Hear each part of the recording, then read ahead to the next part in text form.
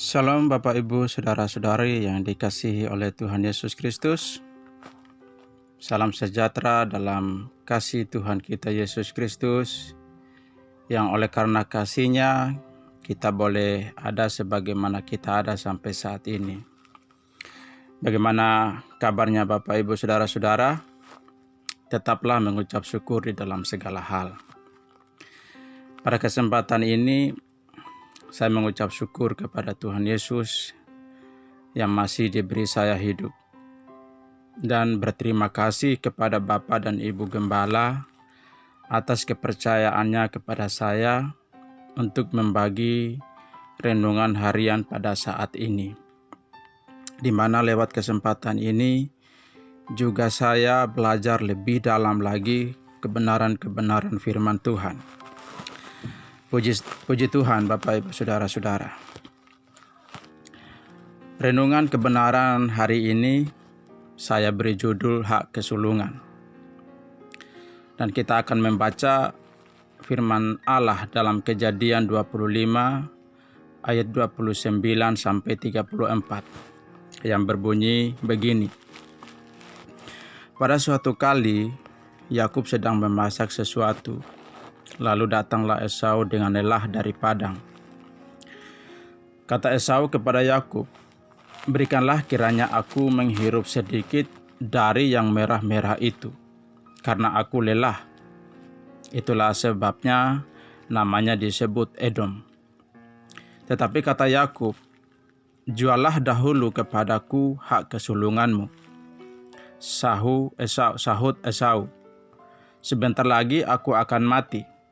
Apakah gunanya bagiku hak kesulungan itu?" Kata Yakub, "Bersumpahlah dahulu kepadaku." Maka bersumpahlah ia kepada Yakub, dan dijualnyalah hak kesulungannya kepadanya.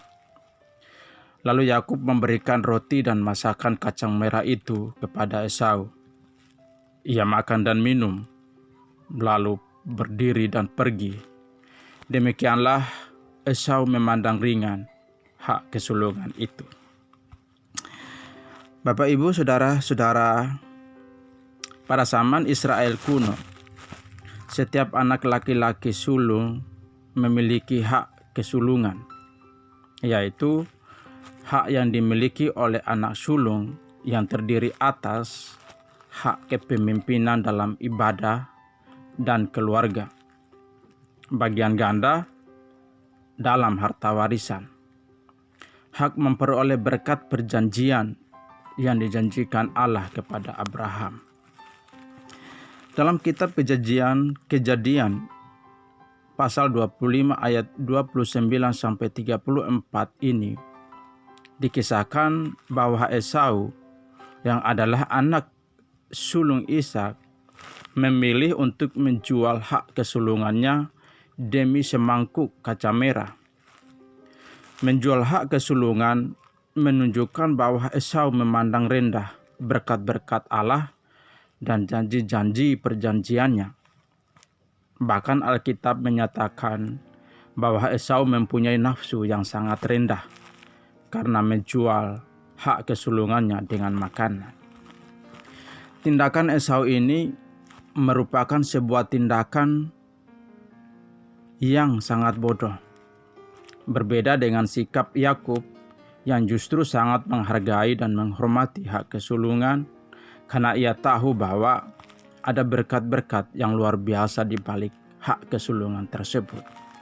Karena itu Yakub mengejarnya begitu rupa supaya ia memperoleh berkat dari ayahnya Ishak, sehingga Esau pun benar-benar kehilangan hak kesulungannya itu. Alkitab pun menyatakan bahwa karena sikapnya inilah, maka Tuhan lebih mengasihi Yakub dan membenci Esau. Itu yang tertulis dalam Maleakhi 1 ayat 2 sampai 3. Mengapa? Karena Esau tidak menghargai berkat yang datang dari Tuhan. Bapak Ibu, saudara-saudara yang diberkati oleh Tuhan Yesus, dalam konteks orang percaya atau dalam kekristenan, hak kesulungan adalah keselamatan dalam Tuhan Yesus Kristus. Dalam konteks orang percaya, atau dalam kekristenan, hak kesulungan adalah keselamatan dalam Tuhan Yesus Kristus. Saya tegaskan sekali lagi bahwa dalam kekristenan atau dalam kehidupan orang percaya, hak kesulungan adalah keselamatan dalam Tuhan Yesus Kristus. Keselamatan dalam Tuhan Yesus Kristus harus kita perjuangkan, Bapak Ibu Saudara-saudara. Seperti Yakub berjuang untuk mendapatkan hak kesulungan dari ayahnya Ishak. Keselamatan dalam Tuhan Yesus Kristus harus kita kerjakan dan pertahankan. Sebab kalau kita diselamatkan oleh kasih karunia, saya ulangi, sebab kalau kita diselamatkan oleh kasih karunia, itu bukan berarti kita berdiam diri dan tidak melakukan apa-apa. Justru kita harus aktif. Kalau Tuhan Yesus berkata dalam Injil Lukas pasal 13 ayat 24, berkata, berjuanglah untuk masuk melalui pintu yang sesak itu. Itu menunjukkan bahwa kita harus aktif, Bapak Ibu Saudara-saudara.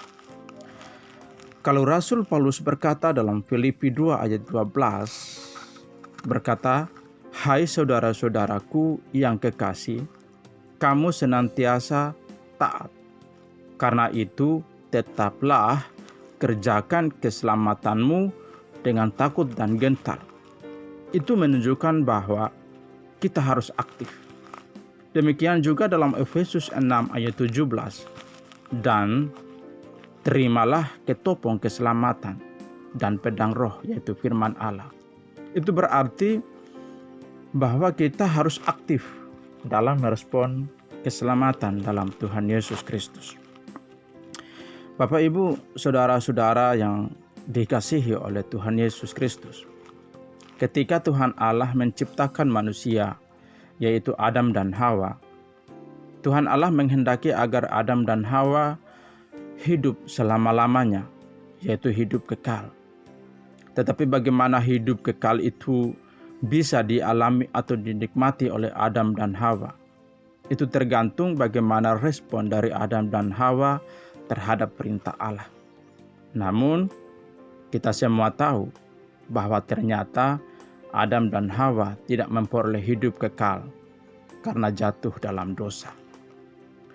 Pertanyaannya, Bapak Ibu Saudara-saudara, bagaimana Adam dan Hawa bisa jatuh dalam dosa? Apakah penyebabnya sehingga Adam dan Hawa bisa jatuh dalam dosa? Nah, untuk mengetahui bagaimana dan apa penyebabnya Adam dan Hawa jatuh dalam dosa, Bapak Ibu Saudara-saudara bisa baca dalam Kejadian 3 ayat 1 sampai 7. Kejadian 3 ayat 1 sampai 7 ini dirangkum oleh Rasul Paulus dalam 2 Korintus 11 ayat 3. 2 Korintus 11 ayat 3 berbunyi begini. Tetapi aku takut kalau pikiran kamu disesatkan dari kesetiaan kamu yang sejati kepada Kristus, sama seperti Hawa diperdayakan oleh ular itu dengan kelicikannya. Saya ulangi, 2 Korintus 11 ayat 3 berkata begini.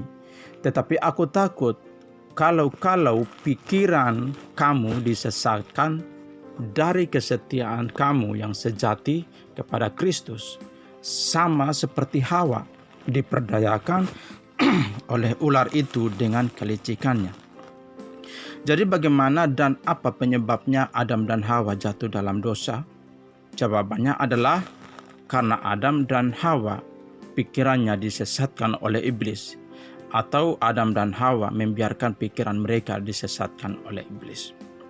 Jadi dosa atau kemelesan itu ada karena kesesatan pikiran atau pikiran disesatkan.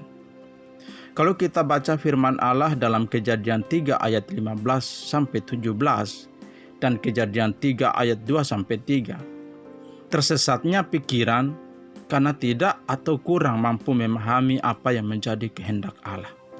Jadi dosa atau kemelesetan itu ada karena pikiran disesatkan. Karena pikiran sesat ini menguasai manusia, manusia selalu memberontak kepada Allah. Pikiran yang sesat inilah yang disebut dengan kodrat dosa. Bapak, Ibu, saudara-saudari yang kekasih Tuhan, oleh karena dosa masuk melalui penyesatan pikiran, maka Yohanes Pembaptis yang adalah persiapkan jalan pelayanan Tuhan Yesus di bumi, menyerukan bertobatlah sebab kerajaan Allah sudah dekat. Kita bisa baca di dalam Injil Matius 3 ayat 1-2, Injil Markus 1 ayat 4, dan Injil Lukas 3 ayat 3. Demikian juga Tuhan Yesus ketika memulai pelayanannya. Yesus berkata, bertobatlah. Itu yang tertulis di dalam Injil Matius 4 ayat 17 dan Injil Markus 1 ayat 15. Kata bertobat ini selain berarti menyesal dan berbalik, juga diartikan perubahan pola pikir. Demikian juga yang tertulis dalam kitab Roma 12 ayat 2 yang mengatakan, berubahlah oleh pembaharuan budimu untuk mengerti kehendak Allah. Dan kata bertobatlah dan berubahlah adalah kata perintah. Jika perintah Bapak, Ibu, saudara-saudara, maka kita harus meresponnya. Merespon setiap apa yang dikatakan oleh Tuhan merupakan mekanisme mutlak antara Allah dan manusia. Tentu saja responnya adalah respon yang benar-benar benar. Dalam kitab Ibrani 9 ayat 28 berbunyi begini. Demikian pula Kristus hanya satu kali saja mengorbankan dirinya untuk penanggung dosa banyak orang.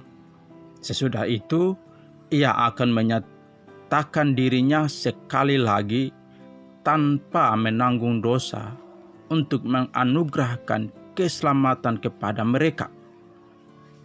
Mereka itu siapa?